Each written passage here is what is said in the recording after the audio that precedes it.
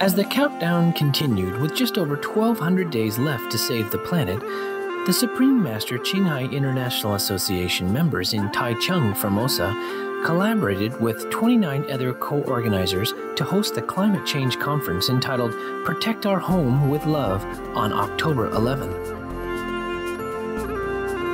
The letters L.O.V.E. signify L for Lohas, which stands for Lifestyles of Health and Sustainability, O for Organic, V for Vegan, and E for Eco Dimensions to Save the Planet. Thousands of participants attended the event to stay informed about the latest facts on global warming, ways to live sustainably, and the single most effective solution, the plant-based, animal-free diet. The conference was co-hosted by Thelmo Luis Buddy Cunanan, the famous Philippine TV host of NBN television. Discussions on the themes of love were conducted by distinguished panelists, including environmental scientist Dr. Liu Xiaochen and Professor Liu Qiongming, famous Formosan film and television personality Miss Tan Ai Chen, president of the Formosa's first veg-promoting website, Mr. Lin Hong Roy, chief editor of Persimmon Cultural Enterprise Company Limited, Mr. Lin Shu Wen-er, and former pig farmer turned vegan, Mr. Luo Hun Qian. Other dignitaries included guest speaker, the Honorable Mayor Amelita Navarro of Santiago, the Philippines, and Mr. Chen Tian-wan, Deputy Speaker of Taichung City Council, graciously accepting an invitation to attend via video conference as the event's guest of honor was Supreme Master Qinghai. We now invite you to join us for the video conference with Supreme Master Qinghai entitled Protect Our Home with Love, held on October 11, 2009, Taichung, Formosa, or Taiwan.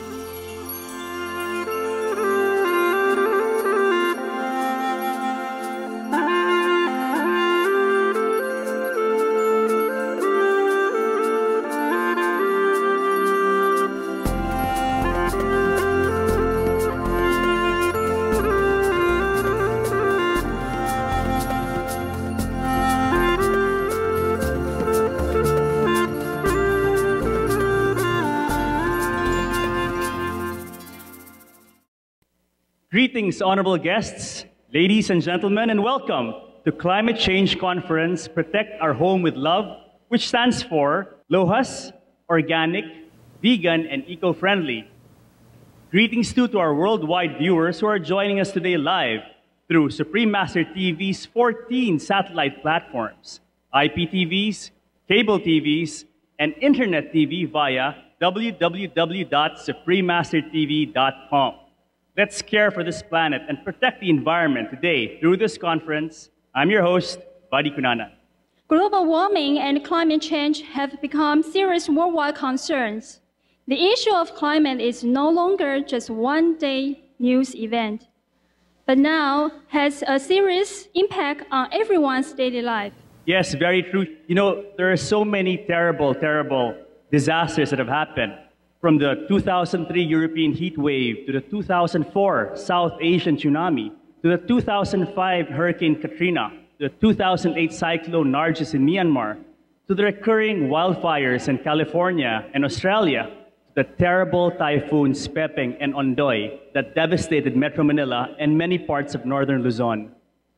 And of course, the disaster caused by Typhoon Morocco in Formosa, Taiwan this August.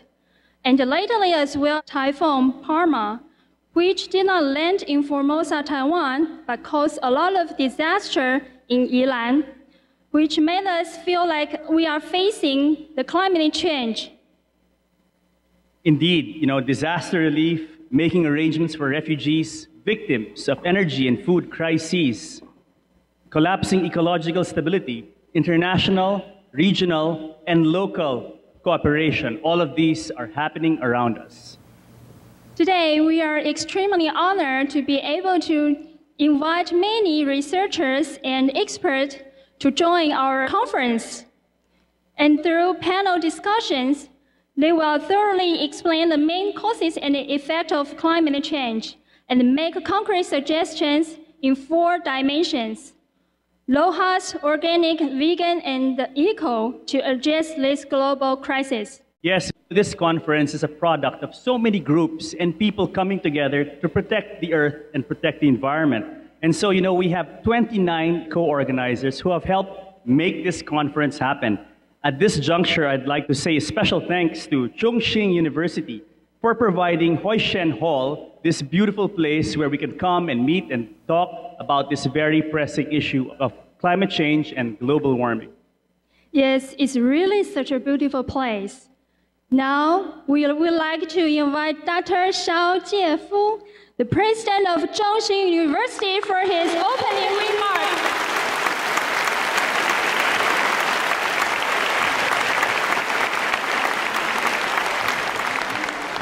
各位贵宾，大家好。我首先代表中兴大学欢迎大家莅临中兴大学来参加这个非常有意义的会议。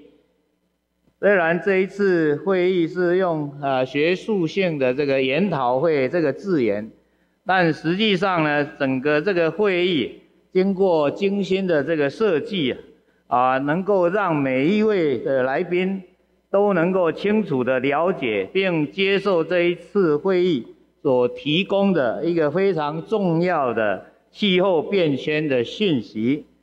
我想大家都非常了解全球暖化所造成的这个气候变迁已经开始影响到全世界，也常常成为国际间各种重要会议的焦点议题。近年来，不断有旱灾、水灾以及粮食短缺的问题，多少都跟这个全球气候的变迁有密切的关系。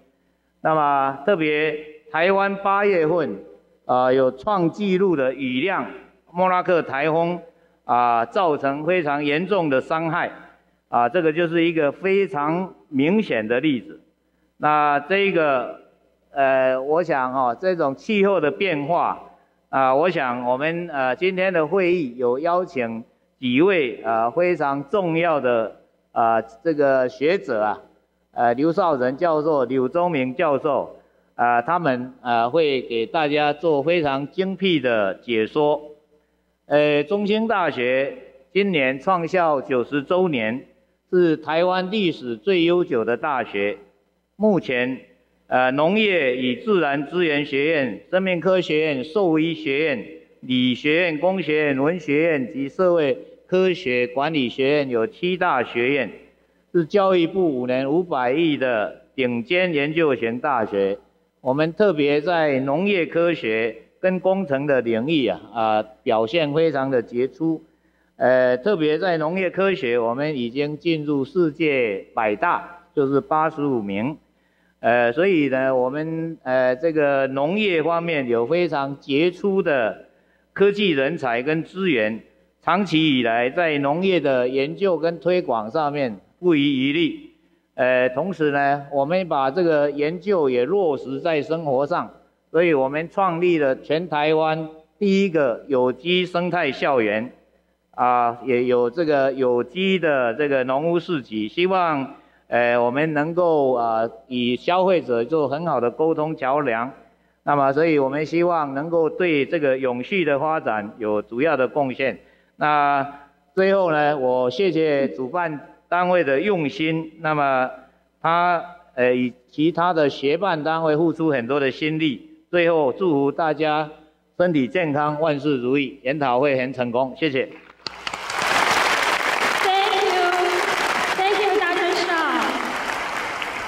Chongqing University is a green university in Taiwan, and its campus is so eco-friendly and pleasant. I think this is an environment that we should have on this planet. Yes, I agree. Going green these days is something considered special. However, years and years ago, it was a normal thing for our ancestors. Unfortunately, about 200 years ago, man started living more luxuriously, started expanding his life, creating more pollution and exhausting more resources, and making climate change more serious. In fact, scientific studies show that the pace of climate change today is faster than what they had originally assessed or predicted. That's right. Before starting the conference, we would like to introduce you a video about climate change. Now, please watch Practice the Way of Love to Halt the Climate Change.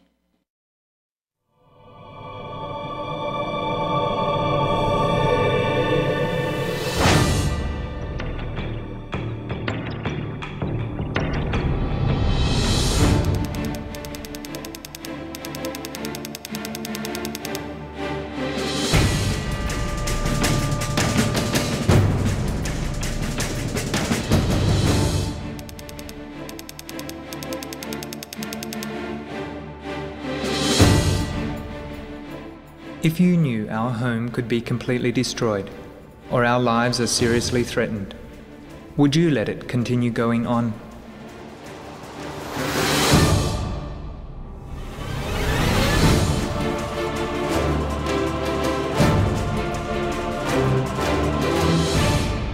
Now, as a result of climate change, disasters like not that unusual now. So we have to be prepared for the worst. And we are drafting a piece of legislation called Homeland Planning Act, which will divide the country into different regions. Some may have to be evacuated, but this is very difficult in this country. We attach a lot of importance to the factor of global warming. You don't notice that there's a crisis, but in fact, we are at a crisis point now because we are very close to passing tipping points in the climate system that would have very undesirable consequences. There are a couple of individuals, very significant people, who have been making this report and looking very carefully at the numbers. And their conclusion now is that the contribution of livestock production to global warming is more than 60%. It's not the 18% which was first suggested 3 or 4 years ago. It's not even the 50-some% suggested a short while ago. For past years, the livestock industry continues to expand. Where are the expanding lands and huge amount of grain coming from? Amazon deforestation increased 69% due to demand for meat during August 2007 and August 2008. The livestock sector is by far the single largest anthropogenic user of land. Deforestation is playing a major role in climate change. More than 300 experts stated, if we lose the forests, we lose the fight against climate change. A more urgent crisis is happening in the permafrost. Gases like methane are being released from the permafrost and the seafloor. As the gases will be released in huge quantities, the situation will be out of control. The permafrost layer is melting each day, and the methane gas, or other gas even, are releasing into the atmosphere.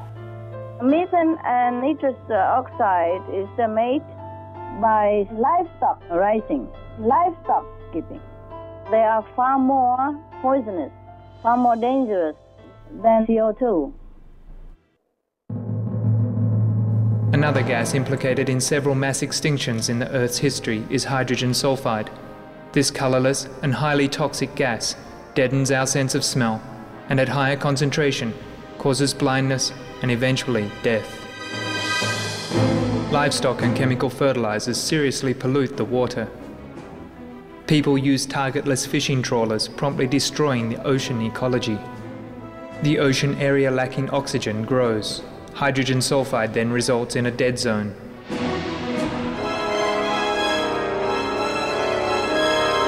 In the past, according to paleontologist Peter Ward, hydrogen sulfide in the oceans and atmosphere turned the sky green and choked off oxygen for plants, animals and marine life. He further warned that global warming caused by human activities could reproduce the same hydrogen sulfide situation that killed more than 90% of life during the Permian period. Our home is being destroyed, and our lives are facing serious threats. We need to curb climate change. The point of no return is when you get to a place where the dynamics of the system takes over and then you can't do anything about it. It's too late. There are many things that people can do to reduce their carbon emissions, but changing your light bulb and many of the things are much less effective than changing your diet. Meat production and consumption is hugely intensive in terms of carbon dioxide emissions. Unless we change our food choices, nothing else matters, because it is meat that is destroying most of our forests. It's meat that pollutes the waters. It is meat that is creating disease, which leads to all our money being diverted to hospitals. So it's the first choice for anybody who wants to save the earth. Then if you eat less meat, you will be healthier and so would the planet. There's where the climate problem is, our meat consumption.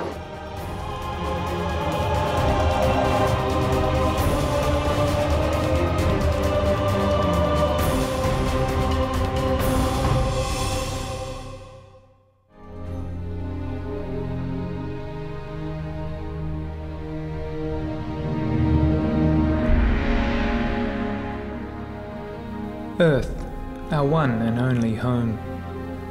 Earth nurses all life with love. It's time for us to be guardian of our Mother Earth, to protect our home and all the co-inhabitants with love. The lifestyle to love the earth, called Lohas. Lohas, lifestyle of health and sustainability.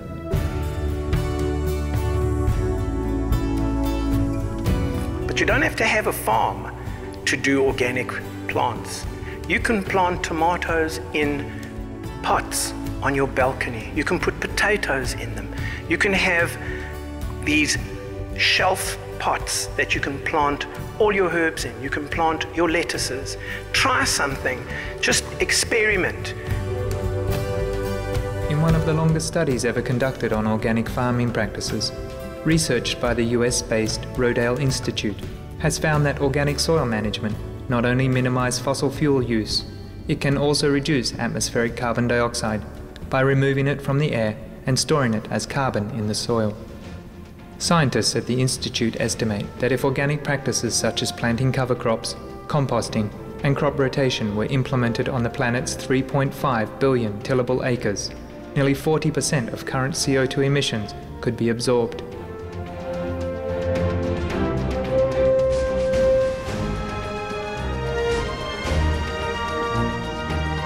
We've realised that it's good to plant trees, that we can absorb some of the carbon dioxide. We've learned enough to know that the breeding of hundreds and thousands of animals for food is terribly damaging to the environment, so more and more people are eating less meat or no meat. I do what I do today as a hardcore vegan for the love of the animals. I know that no animal has to die for me to live. Just connect to the earth, feel the vibration of the sun, the sky, the clouds, everything around us, run all the way through us and go right in through our feet to the heart of the earth. Please, for the sake of all the animals, be veg, go green, look at the flowers and save the planet.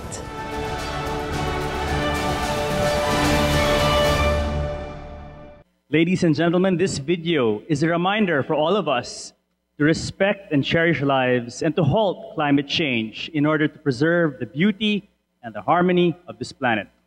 Yes, let's work together with love and change our daily life and attitudes so that we can end the crisis of global warming. Now we have a special video greetings from important people around the world for this conference. Yes, first we have Dr. Rajendra K. Pachauri, the chairman of IPCC and the joint laureate of the Nobel Peace Prize 2007. Let me at the outset convey my greetings to all you participants of this extremely important conference in Taichung, Taiwan. I'm deeply grieved at the terrible disaster that took place in Taiwan as a result of the typhoon in Morocco. This obviously affected the lives and property of so many people, and my deepest sympathies for those who lost their loved ones and who have lost all their belongings and possessions.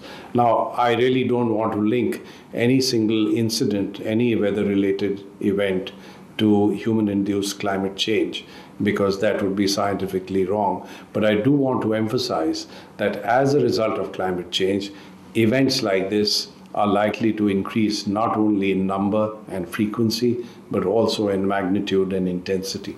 So I would like to appeal to all of you to spread the message across the world that we have to bring about major changes by which we can reduce the emissions of greenhouse gases.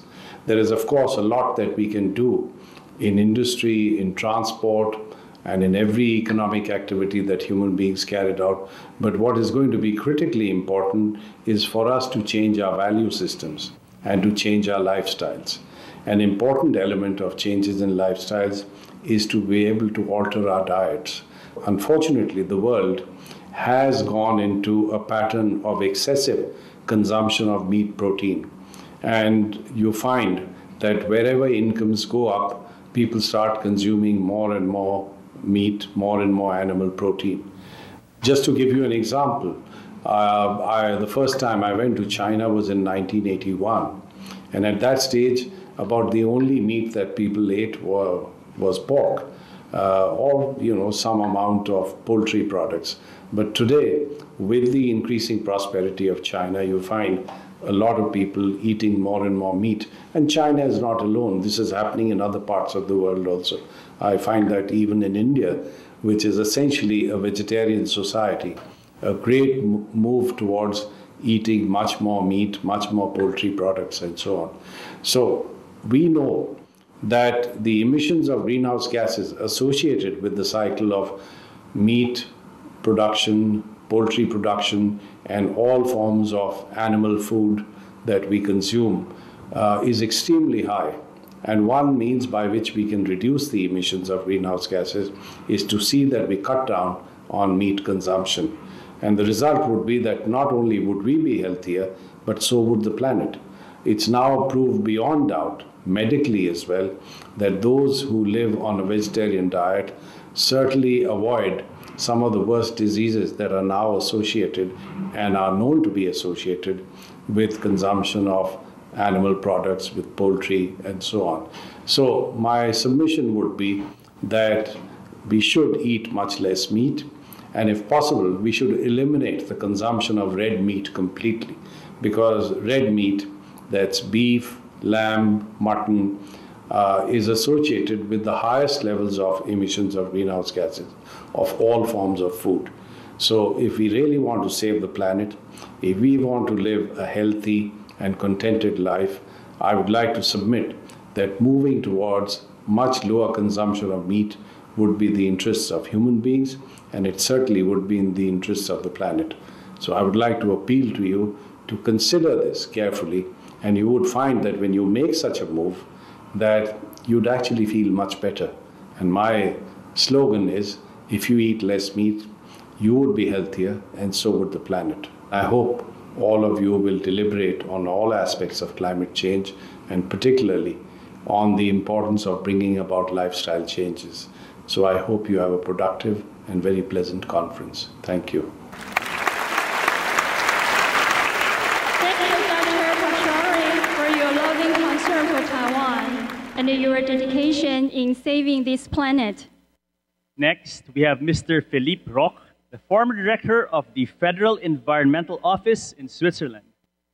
Je suis Philippe Roch, ancien directeur de l'Office fédéral de l'environnement en Suisse, secrétaire d'État, qui a participé pendant 13 ans à toutes les négociations internationales sur l'environnement. Nous avons traité aujourd'hui les questions des changements climatiques et des droits humains, qui est une problématique extrêmement intéressante. Je me suis permis de rappeler aussi que si on veut assurer le développement de tous et les droits humains pour tous, il faut bien sûr partager ce que nous avons. Il faut aussi cesser de gaspiller. Mais il ne faut pas non plus oublier celle qui nous donne toutes nos ressources, qui est la nature elle-même, les écosystèmes, qui subissent aujourd'hui des dommages extrêmes, de surexploitation, de destruction des forêts, de la mer, etc.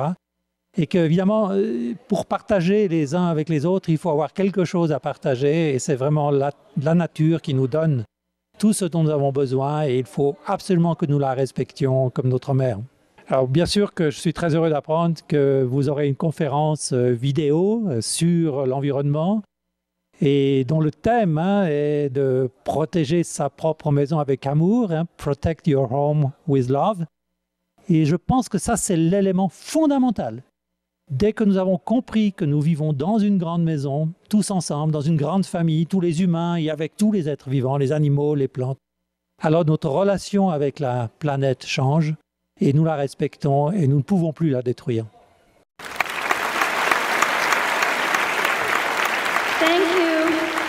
Thank you, Mr. Philip Rock, for your encouraging words. Next, we will have Mr. Gilberto Natalina, the City Councilman of São Paulo City, Brazil. Meu nome é Gilberto Natalini, sou médico, praticante da medicina e sou vereador da cidade de São Paulo pelo PSDB. Estou no meu 3º mandato de vereador. É muito importante que se realizem conferências como essa pelo mundo, porque o momento é um momento muito difícil, muito complexo. O planeta Terra está passando por modificações muito graves nas suas questões climáticas e eu quero desejar então aos participantes da conferência muito sucesso, um bom debate, que saiam propostas muito positivas para a melhoria das condições do planeta. O governo brasileiro está devendo para o mundo uma posição firme com respeito ao combate ao desmatamento da Amazônia e das nossas florestas. O crescimento do desmatamento das nossas florestas se deve, entre outras coisas, ao avanço da fronteira da agropecuária no Brasil. Isso significa destruição de floresta para a criação de gado para se servir ao mercado. O que existe no Brasil é um desperdício de terra, é um desperdício de água na criação de gado para servir tanto ao mercado interno como ao mercado externo. Eu acredito que as medidas de sustentabilidade são indispensáveis, são fundamentais no mundo de hoje e trabalhamos muito para que isso exista na nossa cidade e no nosso país. Acredito também que a agricultura orgânica é um caminho muito importante, muito saudável para a proteção da saúde humana e também para a proteção do ecossistema, uma vez que os agrotóxicos são grandes destruidores. Dá aqui um exemplo prático. Grandes bandos de marrecos na região, por exemplo, do norte fluminense, na Lagoa Feia, foram dizimados por uso de agrotóxicos em plantações no entorno da lagoa. E, por último, a questão do uso de vegetais na alimentação, né? O costume dos vegetarianos. Isso também pode ser uma medida extremamente importante, mas aí nós esbarramos nas questões culturais da humanidade, de povos de vários países do mundo que durante milênios se alimentaram de carne animal e que é preciso haver todo um processo de educação, um processo de discussão para que as pessoas possam mudar de hábito. Eu quero pedir ao Dr. Pachauri e à Suprema Mestra para que se dedique, e tenho certeza que eles vão se dedicar, com todas as suas forças para que esse encontro seja vitorioso. E quero pedir também para que todos os participantes do encontro vistam a camisa da sustentabilidade, da defesa do planeta e nos ajudem, particularmente nos países em desenvolvimento e nos países mais pobres, para que os povos desses países possam superar a miséria, superar a pobreza e defender o planeta. É o nosso desejo sincero, em nome da cidade de São Paulo, em nome do povo paulistano. Muito obrigado.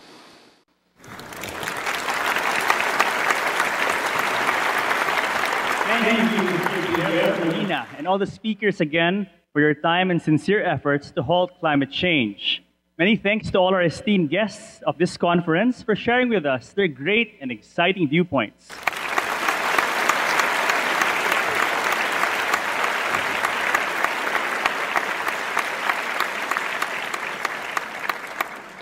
We're extremely fortunate today to have so many experts who will thoroughly explain to us the main causes and effects of climate change and make concrete suggestions of actions that can be taken.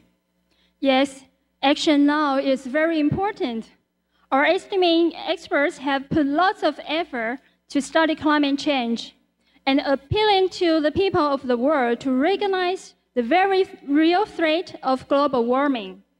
First, we would like to introduce Dr. Liu Shaochen.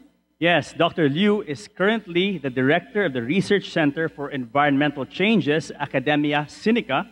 He is also the co-chairman of the Laboratory of Atmospheric Chemistry and Climate Change, Chinese Academy of Meteorological Sciences. He used to be the director of the Laboratory of Atmospheric Physics, National Oceanic and Atmospheric Administration, or NOAA. Join us in welcoming Dr. Liu Shaochen.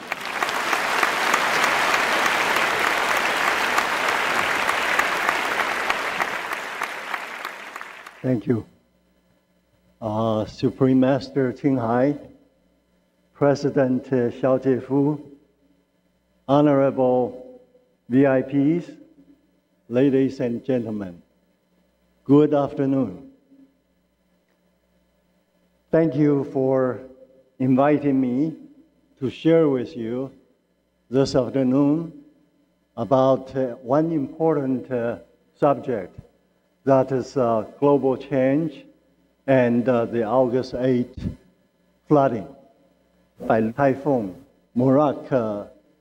Global change or global warming is going to give us the kind of environment to make August 8 disaster more often and worse. I think that message is extremely important.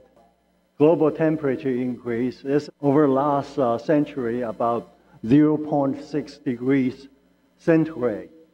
And also the global ocean surface rise about 15 centimeters. And the third is the snow cover has been decreasing. The increase of the global temperature and also the sea surface rise is relatively small over the last century. And most people, I think, would have the perception that the increase is gradual and long-term. But what they forgot to think is together with global warming, we actually also have very urgent change. That's the change to our extreme weather events. Significant increase in very heavy precipitation and also decrease in very light rain has been occurring all over the world. We'll show you some example. Even over the oceans, the same thing has been happening. And with the increase of very heavy precipitation comes the increased risk of flooding and also mudslides, just like the August 8 flooding in southern Taiwan. And also with the decrease of light rain, we all know that light rain is very beneficial to the soil because it's a very critical source of the soil moisture. And by losing light precipitation, we are increasing the risk of droughts. Despite the disaster of flooding only 2 months ago, the drought situation in Taiwan in the last few years have been very severe and very frequent. And that has to do with the decrease of light rain in Taiwan. This figure shows the change of precipitation intensity in Taiwan. Showing to the right, these are very heavy precipitation. Here are very light precipitation. And different color means the average of every 10 years, except the blue one is the last 5 years, 2001 to 2005, and years 1961, 1970 is on top. You see light precipitation has been decreasing and heavy rains increasing. This is the whole United States. You can see the same thing. The heavy precipitation are increasing. The light one, United States, are different from Taiwan. The light one actually didn't show much change. That's mostly because in the U.S. in the last 50 years or so, the entire precipitation has been increasing, while in Taiwan, the total precipitation has been rather constant. This one is for China, of course, you see. This shows the linear trend of number of days of very light rain, 0.1 millimeter per day. That's Chinese drizzles, or Chinese called Mao Mao Yu. And blue means decrease. And you can see over most China has been decreasing. There's some exceptions. And over Taiwan, we had the same thing. Our light drizzle, our Mao Mao Yu, decreased in the last 45 to 50 years. Our Mao Mao Yu 50 years ago was 70 days per year, but now we got only 35 days, a factor of 2 decrease in drizzles in Mao Mao Yu. That's a big loss of precipitation, particularly for places like Taichung and further south. And in the spring, we need the light drizzles to give us the precipitation for the spring planting. Researchers in Academia Sinica in the last 2 years has been finding some very alarming changes in heavy precipitation. Essentially, in the last 50 years, we found that the top 10% very heavy precipitation increased by almost a factor of 2. So that's a large increase in 50 years. And corresponding to that, the light precipitation decreased by a factor of 2, by 50% or so. And that's a very large change for Taiwan. There are only 4 typhoons in average each year landed in Taiwan. And Taiwan have about 40% of precipitation from typhoon. That means most of the heavy precipitation are coming from typhoon in Taiwan.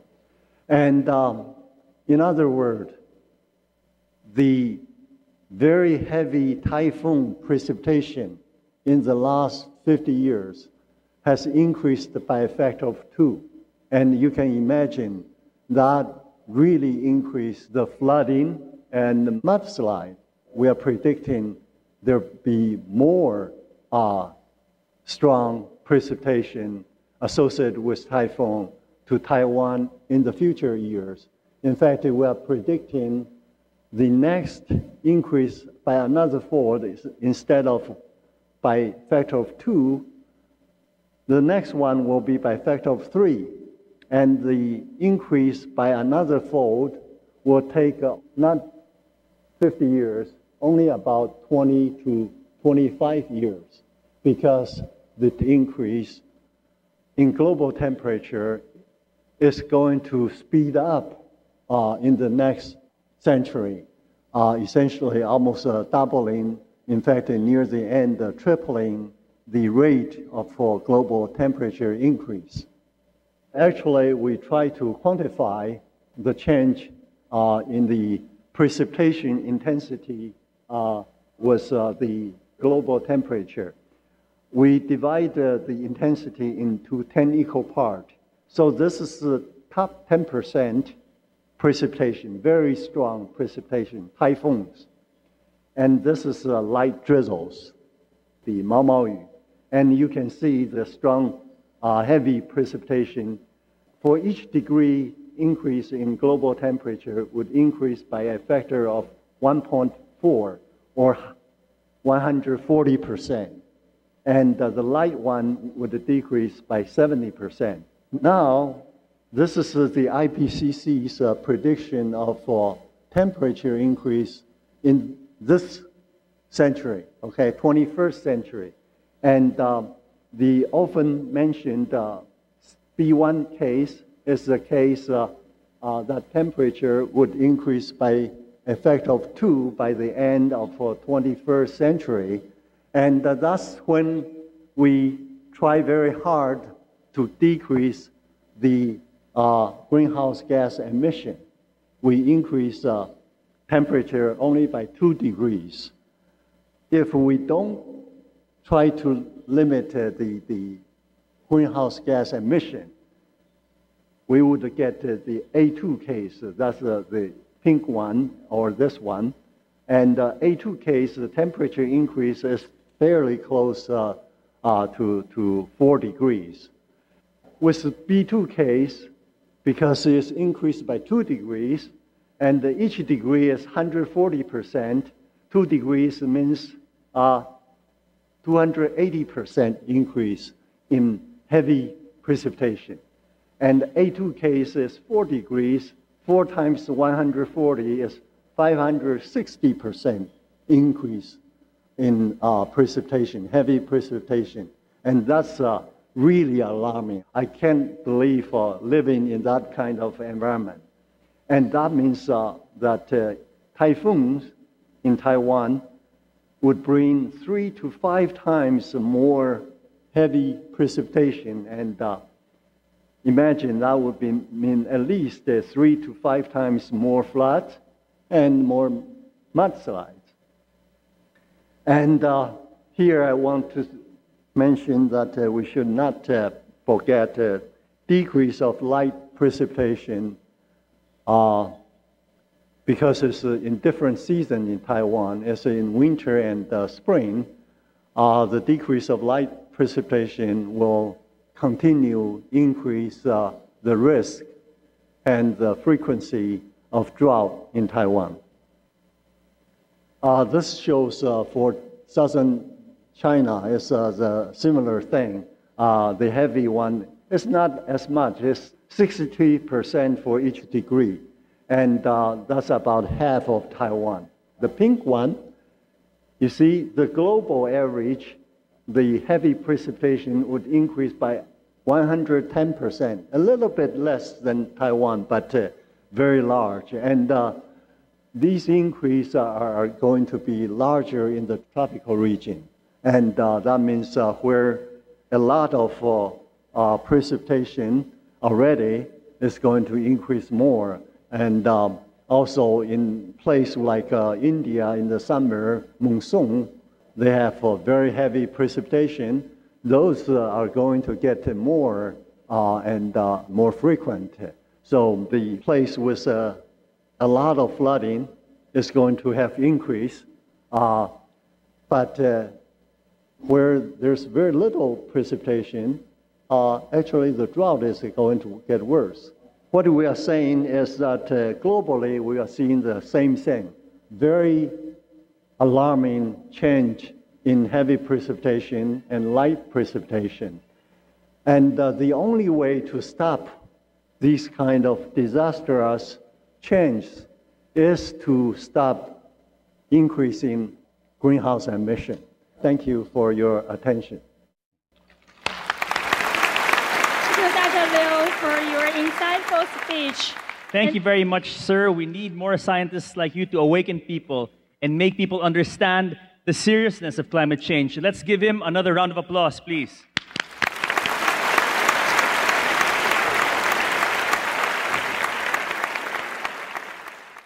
The next guest speaker is also an expert on climate change and another highly esteemed individual.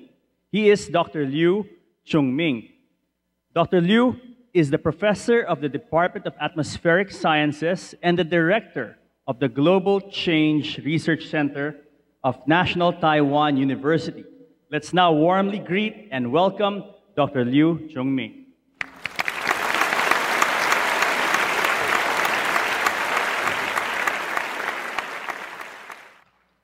Thank you, ladies and gentlemen. I'm really honored to be here. In the past 10 to 15 years, I've been attending many different kinds of seminars, conferences, lectures, and so on.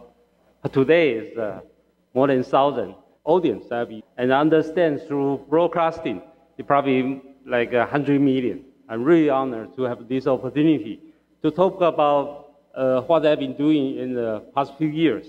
Climate change is ongoing, and the global temperature keeps warming. It's actually like Typhoon Morak. People in Taiwan thinking it's very serious. Then probably next year or the year after, we will have another typhoon probably breaking this year's record. So what we need is we need to adapt to the climate change. We have to live with it. We have to dance with it. We have to stay alive with the coming disasters. And to pave the way to do it, it's not just personal, everyone, what we can do about it. We actually need the government. We need people working together. So we need the law. We need to establish this National Climate Security Act. What I want to talk about is adaptation is to decrease climate vulnerability and to increase adaptation capacity. This is the general temperature increasing trend in Taiwan, and there's a global trend. So this is just saying that we are in the same warming trend as the world. This shows that the central part is climate change, okay? This means that the ongoing climate change composed of a lot of events like temperature increase, heavy rainfall, and sea level rise, everything. So it will have more hazards, disasters, and will affect our primary industry like agriculture and so on. And certainly will affect our ecosystem and human health, and will need all people concerned to be involved. We just saw the video showing that our President Mao has mentioned about we will establish the National Protection Law. This is all included. So under the United Nations Climate Change Framework, we usually talk about this mitigation. So we have like Kyoto Protocol. We talk about to reduce the greenhouse gas emission, including the theme of today is actually how to reduce the emission. But the other thing is adaptation, which means we have to live with the climate change. So we have to do the impact assessment. We have to have a certain strategy for the coming 100 years. We need to know how to live with it. So under UNFCCC, they actually have this Nairobi work program for this developed country, and certainly for the least developed country. They all need to work on this subject. First of all, you need scientists to work together to project the future climate change and to assess like sea level rise. So Taiwan, we probably lost how much of land. So we probably have to just protect ourselves, and we probably to live inward.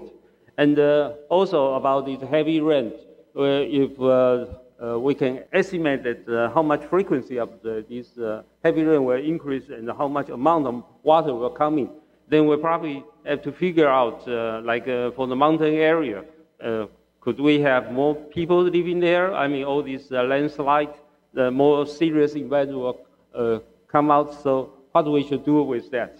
So that's actually a very difficult task. And this is under UN development program. They also have a strategy to do this, a similar concept. And definitely this, for this coming disaster, we always have lost.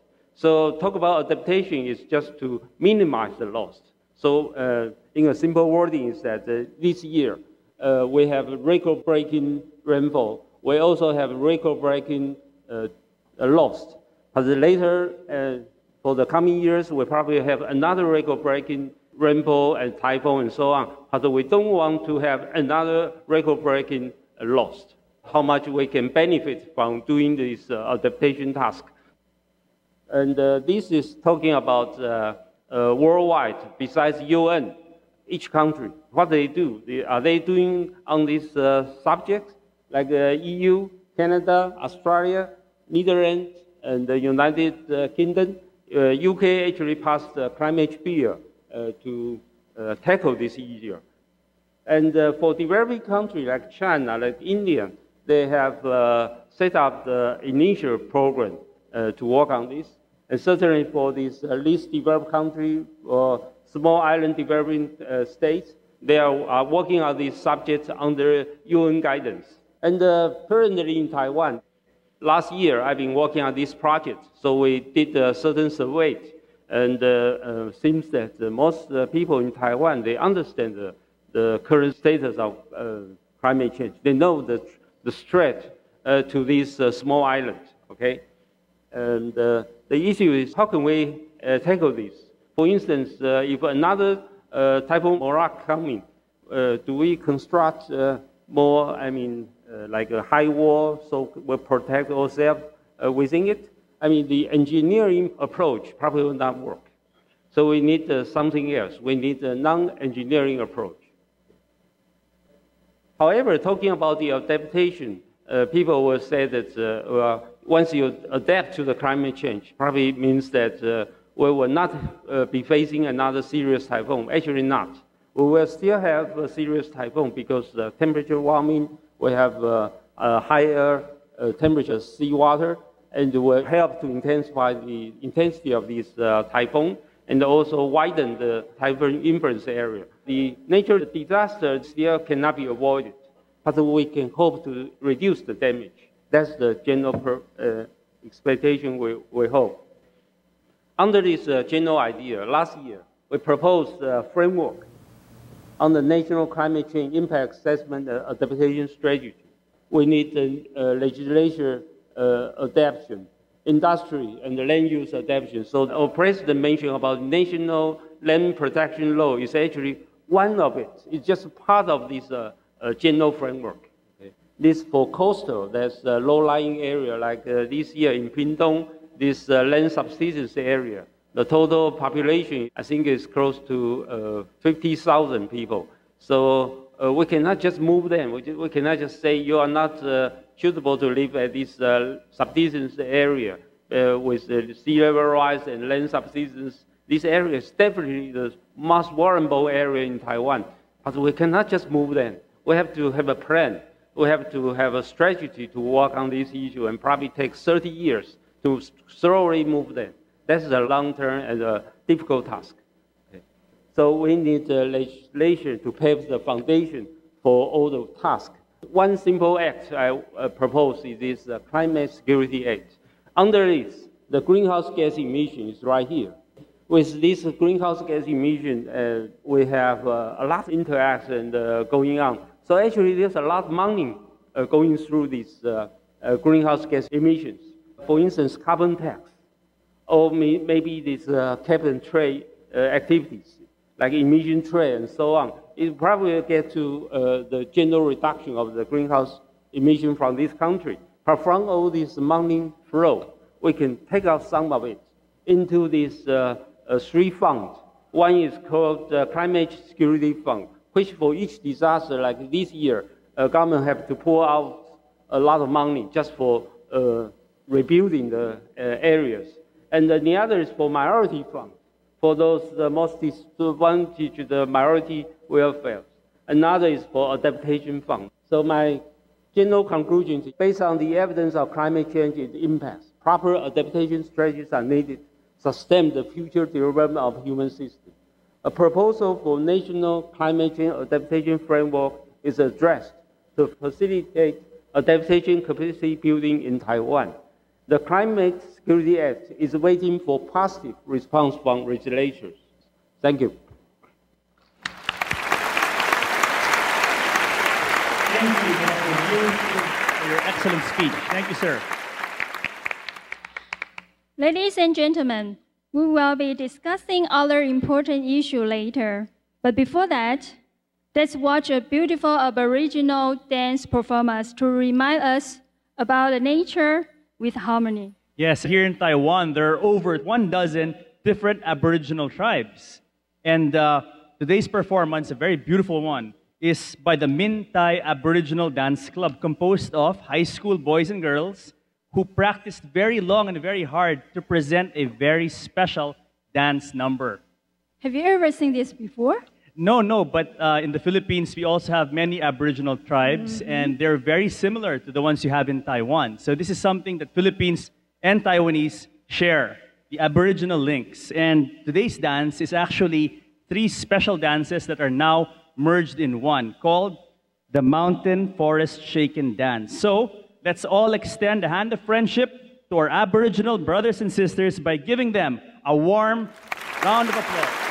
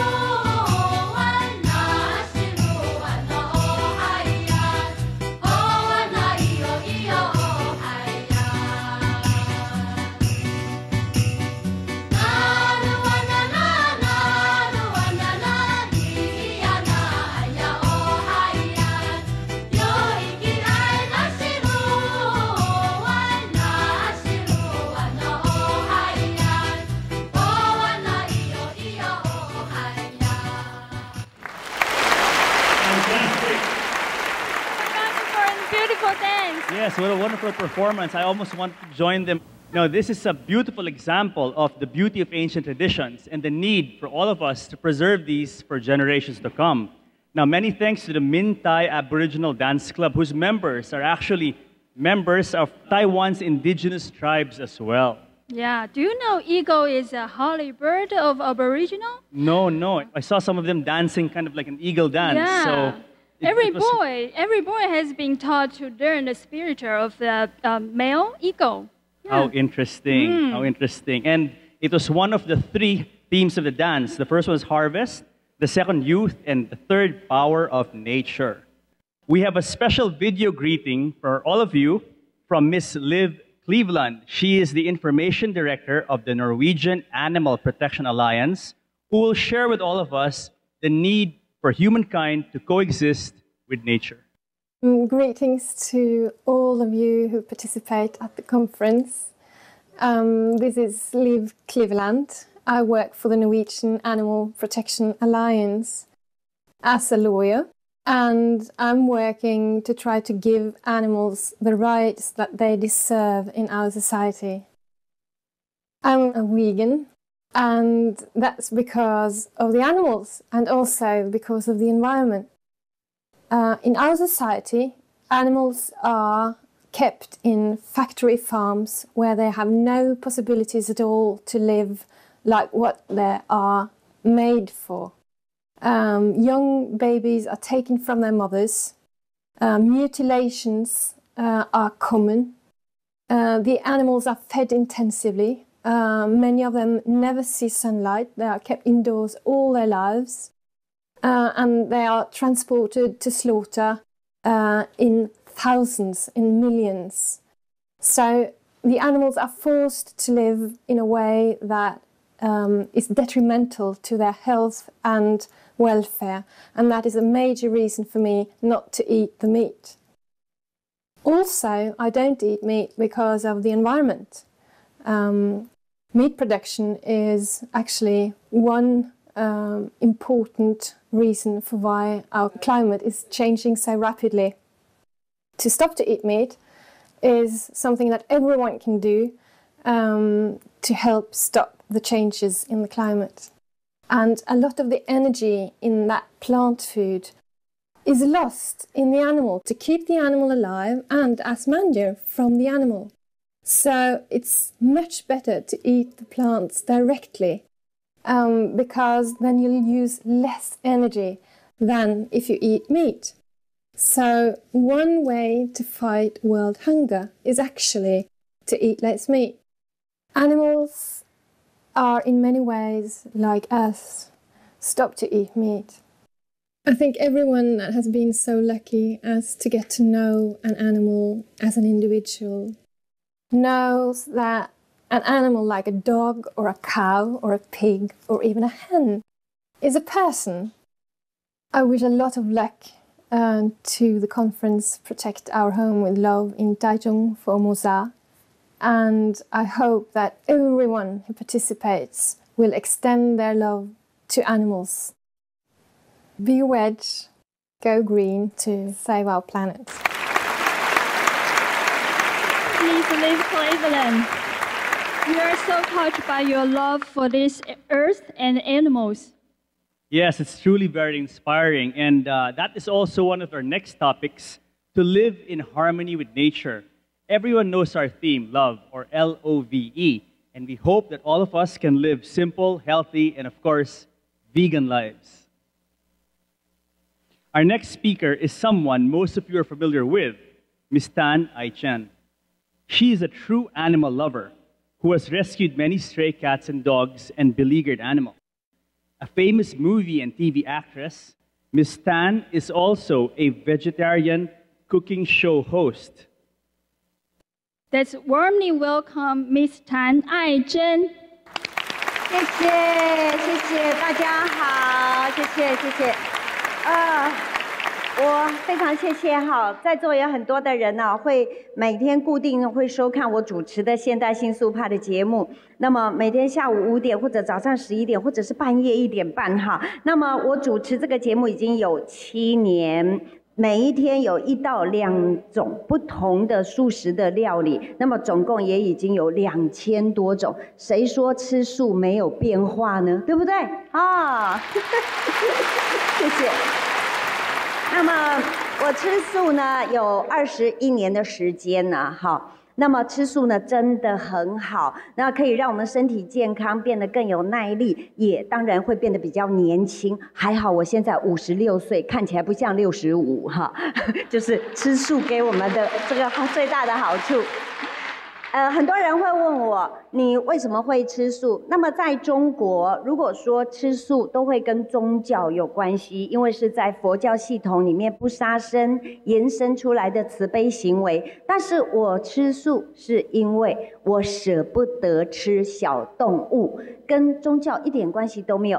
事实上，我是生长在基督徒的家庭，那么我是一个基督徒。那么我结婚以后，我的公公婆婆也是虔诚的基督徒，所以我在没有这个吃素之前，我没有听过佛教这2个字，反而因为吃素才认识了这个宗教。那么也因为呢认识了这个佛教，我才知道原来佛教里面有一句话叫做有情众生，就是表示动物跟我们的人一样，就是有7情6欲，我们会喜欢会害怕，他们也会有喜欢也会有害怕。那么它跟我们人类一样，有爱情有亲情还有友情，甚至于还有长幼有序的伦理观。那么对于青海无上师说过的一句话我感同身受，他说呢，有很多动物的品格比人类还要高贵，那么你实际上跟动物相处过，你才知道。那么我们想要让大家看一下哈，我今天呢因为时间有限，让我会吃素的这些小动物的照片跟大家分享，有情众生。好，那么这个是我当年我收养的流浪狗，有超过60只，要集合在一起拍照不容易哈，所以呢只能少数的集合。那么这也是其中的一部分。如果你想只有狗，那就错了。其中有一只什么？有一只混在里面，他以为它是狗。为什么？因为你看，他对狗非常的热情，他会去跟它亲亲啊。他一直以为它是这只母狗生的。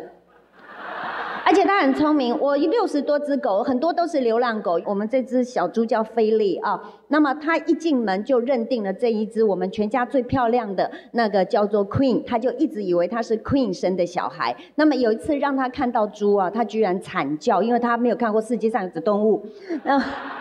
然后呢，好，那么人家说它是迷你猪，那么它非常的 nice， 对狗很好，那对人当然也没有话说。只要我一坐下来，它一定爬上来要亲亲，它非常的热情。当一个猪用鼻子一直亲你的时候，其实呢也是蛮奇怪的哈。那么这只猪呢，它非常的聪明。当时我养它的时候，人家跟我说它是迷你猪哈，迷你猪就变这样了。那还好，木栅动物园觉得它有教育的价值，所以收容了它。它进了木栅动物园以后呢，它就更不迷你了，它躺在那边只会吃。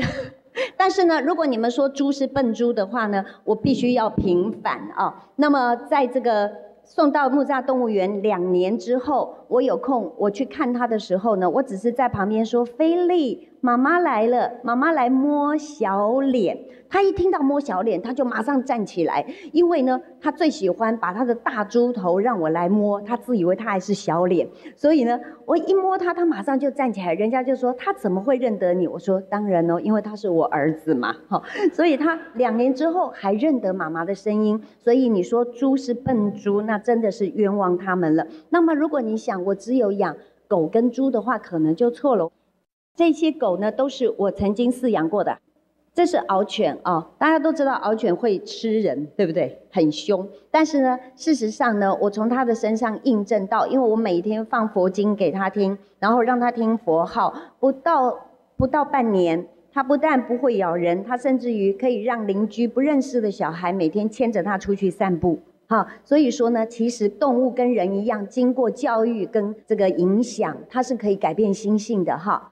这些动物都其实是跟不可思议的佛法有关，这些都是瞎眼的狗啊，那也是我那个时候捡来的。好，那么大家看到的这是一只什么？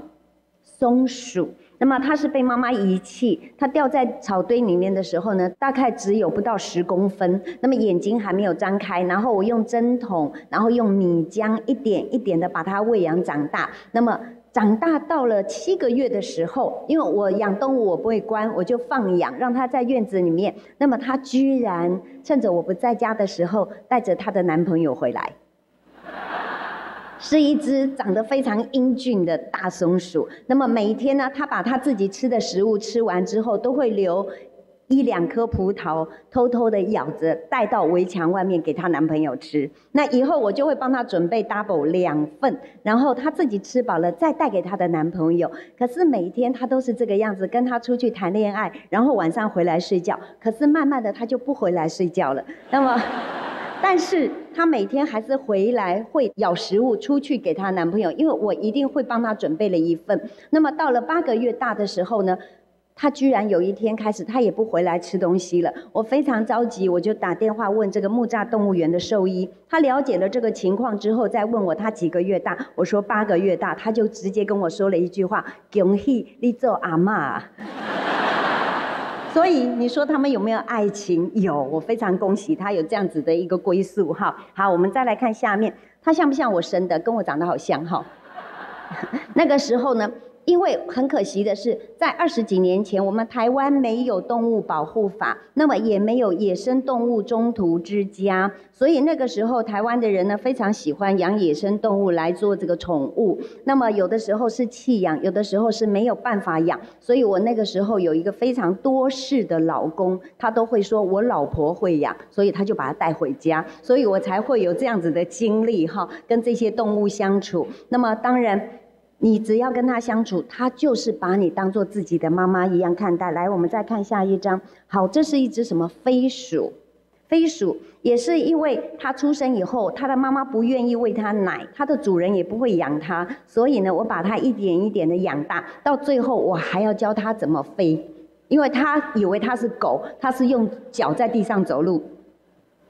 那么我们就在想说，飞鼠在森林里面最怕什么？老鹰，对不对？可是我们家的飞鼠跟老鹰可以共同相处。来，我们再看下一张。好，这是我那个时候收养的一只台湾凤头苍鹰，这是我那时候收养的一只猫头鹰。哈，你看在森林里面，他们互相会说你是我的食物。好，那另外一个会说你不要吃我。可是在我们家呢，他们都和平相处，他们每天都会站在衣柜上面呢，然后看着我们。那他们最喜欢共同做的一件事情，就是站在椅背上看着窗户外面的狗，这就是他们每天例行做的事情。这只大老鹰，它也是我那时候收养的一只小鹰。它为什么看我的嘴巴，你们知道吗？因为鸟都是用嘴巴喂孩子，对不对？它把我当妈妈，我只要回家，它一听到我开门的声音，它就在里面一直大叫。然后它每天都要看我的嘴巴有没有食物，所以我也会故意放一点食物，用嘴巴喂它吃，让它感受一下这个亲子的这个感觉哈。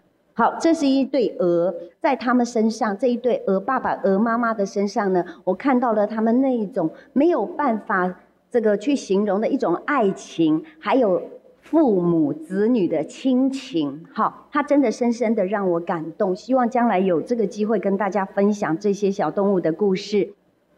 你们说蛇认不认得人？好，跟你们说，冷血动物，但是它也认得人。当我们靠近鱼缸的时候，你每天喂的鱼，它是不是会靠近你？当不认识的人是不是会游开？对不对？所以说，冷血动物它同样认得人。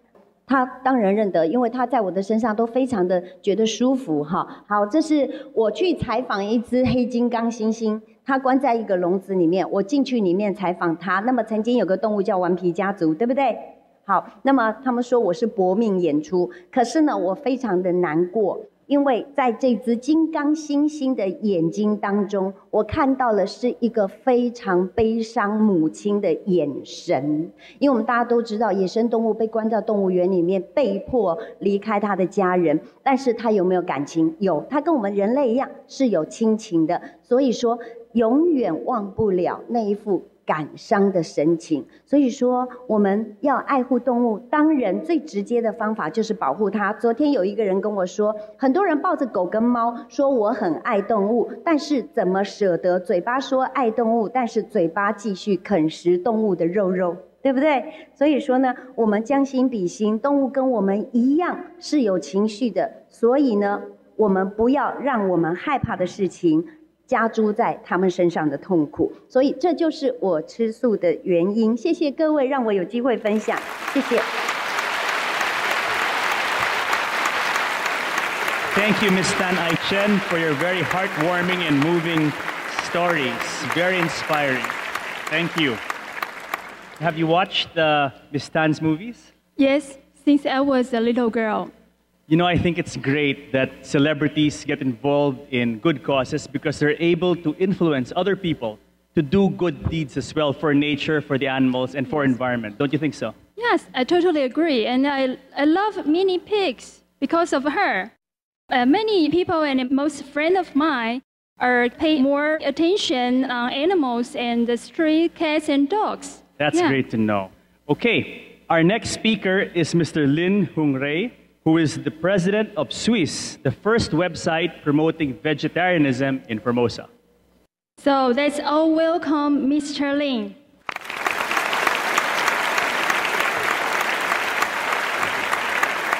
各位先进午安。今天很荣幸来到这里跟大家分享，如何做一个自在的素食者。那首先呢，我跟各位分享一下我吃素的经验。我从吃素开始到现在总共13年。那一开始吃素的原因呢，我想一开始也是因为从一些教育当中让我了解到，原来动物跟我们人是一样的。也从这里开始呢，我从高中时代就开始学习吃素。虽然看起来很年轻，可是我已经快40岁很多人说啊，您今天看起来很年轻哦，其实是吃素的关系。那从以前到现在，我觉得说经过整个素食环境的演变，从早期我们吃素是非常困难。我记得以前在吃素的时候，我最好的伙伴就是饭有珍菇1罐，然后或者是什么香松1罐，加上1碗白饭，这个就是我的午餐，甚至是晚餐。那当然托这样的一个饮食习惯之福啊，我那时候体重只有59公斤那结果经过这几年的素食的演变啊跟进展以后啊，我发现说现在在台湾吃素是非常幸福。不管是最简单的我们平淡的素食也好，或者是豪华的，或者是各种各国各式的料理都有。尤其呢，我们这个同修在台湾开了好几家的 L.O.V.E 真的是非常的造福我们素食朋友，也给大家热烈鼓励一下。那我想在我们先前的几个演讲当中，我们知道地球暖化已经造成我们环境的变化非常严重。我们才不久的8.8风灾，以及前一阵子的台风，都造成非常大的伤害。于是呢，我们开始发心，我们要开始吃素，我们开始要从每日的饮食当中开始呢，降低我们肉食的一个比例。每个人都会说，干嘛要吃素？吃素有什么好？对不对？每一个人都有一个终极目标在那边。那我们呢，试着放下心去对待每一个人。也许他们暂时还是不能了解我们的苦心，可是呢，我们不用太过积极的去刺激他，我们只要呢，随时偶尔丢给他们一些事实的真相，比如说我们先前所听到的一个博士的演讲，以及我们在 Formosa TV 所看到的一些讯息，我们偶尔丢一些讯息给他，偶尔丢一些讯息给他，渐渐的，他们就会去了解。我简单举个例子来讲，我个人的爸爸早期是非常反对我吃素，那我采取的方式呢，我不是以他去争辩，我还是吃我的素啊。那爸爸呢，他每次反对，我总会证明给他看，他的理论是错的啊。比如说吃素不营养，我就吃得胖胖壮壮给他看。他说吃素呢，会不结婚，我就结婚给他看。一再的去解决他的困惑。渐渐呢，我们家的聚餐从素食是里面的一小菜开始，渐渐呢变成一半一半，半桌素半桌荤。再过来最近这几年变成呢吃素的是一大桌啊。那我爸爸的朋友呢，他每次来消遣他说啊，你养这儿子啊，怎么这吃素啊，没男人味啊，怎么样？那我爸爸反而最近会开始反驳那些朋友，就说哪有？你看你吃得这么帅，那这么年轻啊！所以呢，我觉得说当我们在走这条路的时候，一定会面临很多的疑难，很多的挫折，但是呢，我们要坚定我们的理想，我们的信心。再过来呢，我们对自己内心来讲，也要保持的一个弹性。比如说，我们前一阵子在推行每周一吃素这件事情，那你可以从他每周一开始来下手，说，来周一来，我们教你大家来吃素。那给他一个话题，给他一个方向，慢慢的去引导他。那借由这样的引导过程当中，他在学习当中发现他还有哪些观念不足，哪些的观念不是很清楚的时候，我们呢就适时的给他一些引导，给他一些方向，告诉他正确的吃素的观念是怎么样。那我觉得说，在我们一个引导别人吃素的过程当中，我们最重要是要与人和谐，这样子呢，你才能让他知道说，原来吃素是这么好的一件事情，是这么快乐的一件事情，是这么轻松的一件事情。当我们跟他相处的机会，跟他碰面的机会，都是我们播下素食种子的一个机会。你不晓得他随时什么时候会发芽长大，但是呢，总有一天他会开始成长，他会在这个心里面开始有这样的感觉，这样的认识。原来我们有不同的饮食习惯可以选择，我们有不同的方式去改变我们的世界。这个是我们最好的一个方向。谢谢各位给我这个机会，谢谢。Thank you very much, Mr. Lin Hung Rei. Our next speaker is Mr. Lin Shu Wen-er. He is the chief editor of Persimmon Books, which is the leading vegetarian book publisher in Formosa. They published the Chinese version of The Mad Cowboy by Mr. Howard Lyman and the China Study by Dr. T. Collins Campbell. Let's welcome Mr. Lin Shu Wen-er. 各位现场的贵宾，大家好。我觉得我想要分享一下，我们怎么去跟大自然共处。我觉得其实跟大自然共处只有一个很简单的原则，那就是你把大自然当成一个人就可以了，你不用要求你把它当成神或者什么。我想大自然其实是一个好人，它给我们四季，它给我们一个你可以预测的时间，什么时候会有春天、秋天、夏天。它会随着季节来，但是偶尔它像人一样，它也会有一点脾气，所以它有的时候它会给你一点幽默感。你可能准备要去盛装赴会的时候，它给你一点下雨，然后你可能就是淋着落汤鸡，但是过了一会，可能天气又好了。它其实是照着时间来，你如果顺着它的时间来做的时候，其实你所得到的大自然的庇护是非常的多的。但是现在的世界好像不是这样子。中国话有一句叫做“天人合一”。这是一个非常好的一个境界，但是如果我们真的体验到天人合一这个事情的话，我想应该不会有人愿意伤害大自然，因为伤害大自然等于就伤害自己。但是实际上面，我们又是常常在做伤害自己的事情，所以其实这么好的一句话，我们其实并没有做到。所以我觉得对待大自然的第一个原则，只要你把它当作人，人需要尊重，人需要你去爱它，你需要去呵护它。所以其实如果可以用这样的心情去面对大自然，你不用太复杂的道理，也不用太大的哲学，其实你就会知道我该怎么去亲近它这样子。那如何亲近大自然里面呢？刚刚讲了一个原则，那我认为有3个步骤可以做。第一个步骤就是说，先不要去急着认识大自然是什么东西，我们应该先去认识说我到底是什么东西，认识我们自己本身最重要的是什么东西。那什么是我们生命中最值得珍惜的？有的人可能会谈说，可能是爱情，那也可能是金钱。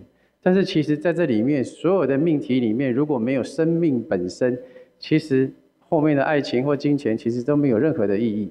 所以我觉得第一个是要先认清楚说，大自然真的你认为它对你很重要吗？如果你真的认为它很重要的时候，你就自然就不会伤害它。但是因为大家都距离它太远了，所以未必会真的会这样子去认知这样子。所以我觉得，如果当我们真的认识到这一点，我们才有可能真的认识到说，我的生存跟大自然是结合在一起的时候，你才会开始正视这个问题。那第二步是什么嘞？我认识到说大自然真的对我很重要的时候，其实我们因为跟它距离又很远，所以我们需要开始学习。我常常看到说有一些父母或是年纪比较长的，他们可能会想要急于教育小孩子，可能要学钢琴，然后学一些别的东西。但是其实真正应该受教育的，应该是我们自己本身，就是我们自己可能对大自然也都不是很认识这样。所以我们以我们大人的这个角色，我们反而应该要重新学习，到底我们是不是真的认识它？那认识它最好的学习方式，就是向你的小孩子学习。你如果去观察小孩子，那大概4、5岁的这种小孩子，他可能才牙牙学语，你会发觉说，小孩子对大自然是不会有惧怕的，他会去摸狗，甚至会去摸可能你认为比较害怕的蛇啦、蜥蜴的，但是我们反而会看到这些东西会害怕。有一次我在公园里面，有一个小孩子，他看到一个所谓的攀木蜥蜴，他就过去想要去跟他阿嬷讲说，阿嬷那边有个攀木蜥蜴这样子。他阿嬷看到攀木蜥蜴之后，就立刻倒退了3步，就赶快把他叫回来，说那个是变色龙，你要赶快回来，它会咬你这样子。每个人看到大自然他不认识的东西都会害怕。那如果说我们真的愿意回到一个赤子之心啊，去向你的小孩子学习说，人出生其实本来就不怕这个东西。如果他愿意这样子去重新认识大自然的时候，其实他会发觉说，我们到底该吃什么东西这个问题其实就出来了。不信的话，你去看小孩子哦，小孩子你给他一片橘子、一个苹果，他会吃得很愉快。但是你说一定要给他塞一个肉，或者给他吃一个虾子，他反而需要学习。那如果说你带小孩子去菜市场的时候，你去看他说，他会停留在一个蔬菜水果摊的时间久一点，还是他经过杀鸡的，或是鹅摊，或是猪肉摊，他会停留比较久。所有食物的味道其实就已经告诉我们说，小孩子还有一个人，他出生的时候，他本来就是趋近于有颜色的、漂亮的，但是肉本身其实就是红色的或是白色的，它没有像大自然的水果那么多的面貌。所以我觉得，如果说我们诚心的回到像小孩子的心态去观察的时候，我们该吃什么东西，其实它是一个很明确的答案这样。那如果说我们跟大自然共处里面呢，我可能还可以再提一个观念，就是大自然其实跟我们像是谈恋爱一样，我们其实跟他要的太多。那但是在谈恋爱的同时呢，我们当然有时候会要，有时候会给，所以呢，保持的还蛮不错的，还蛮平衡的。但是人类对大自然要的太多了。那恋爱的人本身呢，如果说要的太多的时候，会有什么情况？可能这个男方或者是这个女方可能会翻脸。所以当他们要分手的时候呢，有好一点的可能聊一聊就算了。但是大自然，如果你跟大自然不好好相处，它其实跟你谈恋爱的状况是一模一样。它可能就是给你一个暴风雨，或是明天给你一个莫名其妙的地方下雪，然后没事给你摇一下来一个地震。那如果你不好好跟他相处，其实跟大自然翻脸的后果，其实是比恋人翻脸的后果是更恐怖的。好，我觉得到了第3步，应该是一个当我们觉醒的时候，觉得说大自然很重要，然后从我们的生命中学习到大自然对我们的启发之后，接下来我觉得我们应该要的就是付出，因为唯一只有付出的时候，你才能够再得到。那我们谈恋爱的状况也是一样，你不可能跟你的男朋友或女朋友一直要东西，你一定也要付出。那所谓的付出就是牺牲啊。那父母对小孩子的爱本来就有一点牺牲啊，他一定要牺牲他的时间来照顾他。那我们跟大自然的情况也是一样啊，我们需要牺牲我们的口腹之欲，因为这实在太难了，所以唯一只有一个字可以让这个人愿意改变他的行为，那就是今天我们活动的主题，就是爱。唯一只有爱可以让一个人愿意牺牲，所以我们需要检视来说，我到底对于大自然是不是有这么的热爱它？如果你了解这样的生存对我们来讲是性命攸关的事情的时候，我相信你会觉得这一点点牺牲其实一点都不算是什么。所以我今天在这里就是分享说，我认为在大自然里面，我们应该要怎么样到最后去付出我们的实践，那这个是我们人类的希望所在。那今天就演讲到这边，谢谢。Thank you, Mr. Lin Shi, for your beautiful message.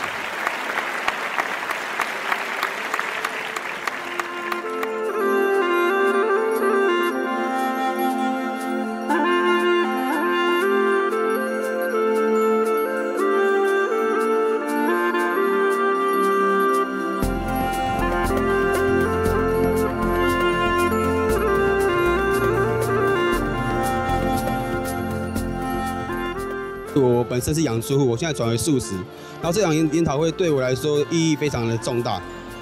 我希望利用我小小的一个故事，可以就是让还正在从事畜牧业养殖的人，还没吃素的人，可以看到我这样子的改变，跟着我一起改变。以素食的这个方式来改变整个暖化现象。不管是从医学的角度，还是说从大气的角度来看，它是目前最可行的方式。那我认为就是直接从每一个人的3餐着手，它立刻就可以改变整个的食物链，从农业一直影响到畜牧业这样子。那所以这个方式我认为是现在以及未来的主流。那以无上师的世界会所推广的这个方向，绝对是对暖化、全世界的暖化还有气候变迁的改善有绝大的效益。我想提倡这个素食哈，我们一定要不惜余力了。那今天的这个研讨会哈，我是很希望能够让大家能够注重，能够开始做这个吃素食的这个准备哈。假如说还没开始的话，今天是一个好开始。开始的话，应当是更加倍去努力。那个全球的暖化的确是一个非常危险，它影响非常大的一个问题。那减低温室气体几乎是唯一的，就是说能减少全球暖化影响的办法。